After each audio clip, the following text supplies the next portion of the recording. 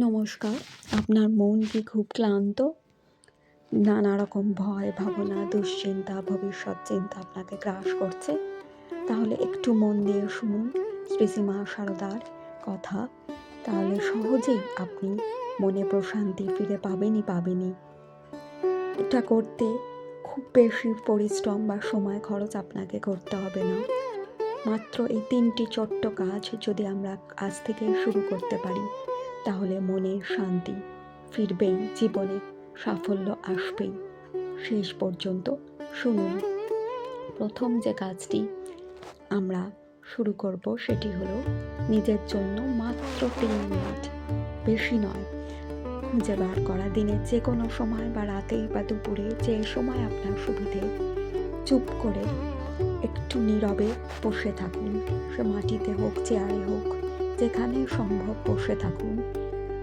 শুধু নিজের শ্বাস প্রশ্বাসকে লক্ষ্য করুন।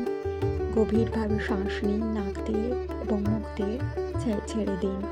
এটি করতে গিয়ে দেখবেন যে আপনার মনে অনেক রকম চিন্তা আসছে। অতীতের, ভবিষ্যতের, বর্তমানে যাই আসুক না কেন, চিন্তাগুলিকে জোর করে আটকাতে চেষ্টা করবেন না। শুধু নিজের শ্বাস প্রশ্বাস আর ওই চিন্তাগুলিকে লক্ষ্য করুন। দেখুন কিভাবে চিন্তার ঢেউ ওঠানামা করছে। প্রতিদিন এটা অনুশীলন করুন। দেখবেন ধীরে ধীরে চিন্তা স্রোতগুলি অনেক পরিমাণে শান্ত হয়ে আসছে এবং মনের প্রশান্তি ফিরে আসছে। একদিনে হবে না, প্রতিদিন করুন। অল্প করুন, কিন্তু নির্দিষ্ট সময় করুন।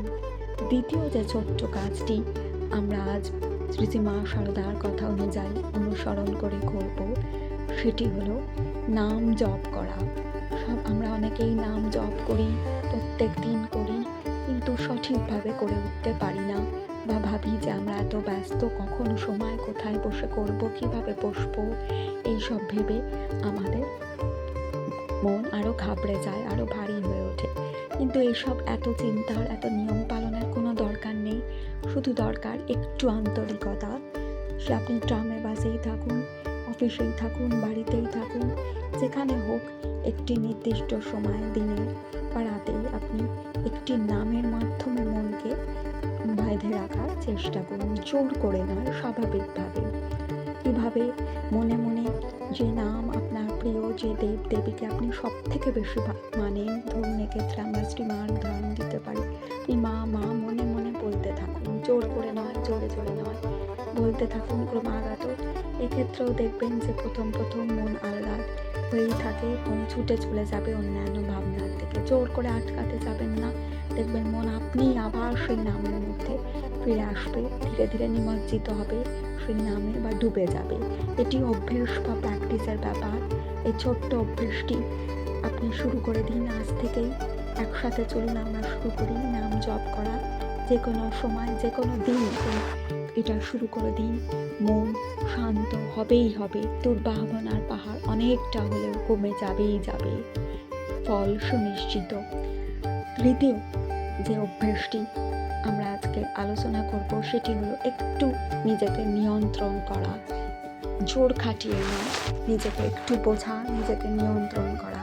প্রতিদিনের জীবনে আমাদের নানা পরিস্থিতির সম্মুখীন হতে হয়, প্রত্যেককেই হতে হয়। এটি অস্বাভাবিক কিছু নয়। আমাদের ক্রোধ বা রাগ হয়েই যায়। চেষ্টা করুন একটু একটু করে রাগকে নিয়ন্ত্রণ করা, তর্ক বিতর্ক এড়িয়ে চলা এবং যতটা সম্ভব কটু কথা না বলা, কাউকে আঘাত না দিয়ে কথা বলা। আমরা জানি যে এটা খুবই কঠিন মনে হয় প্রথম, কিন্তু যদি অভ্যেস করতে পারি দেখবেন অতটা কঠিন নয়। শ্রীশ্রীমা নিজেই বলেছেন, রাগ হলে একটুখানি জল খেয়ে ঠাকুর বা ঈশ্বরকে ডেকে চুপ করে থাকুন, ঈশ্বরের হাতে ছেড়ে দিন।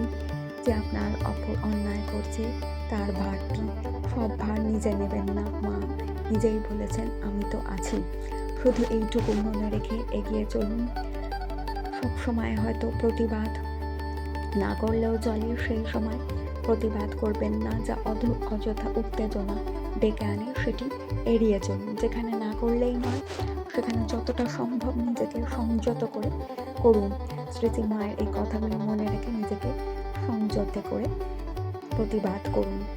যেখানে এড়িয়ে যাওয়া যায় সেখানে অযথা ঝামেলা অশান্তি মধ্যে জড়াবেন না। এই 3টি কাজ করুন, দেখবেন আপনার মনে শান্তি ফিরে আসবেই আসবে।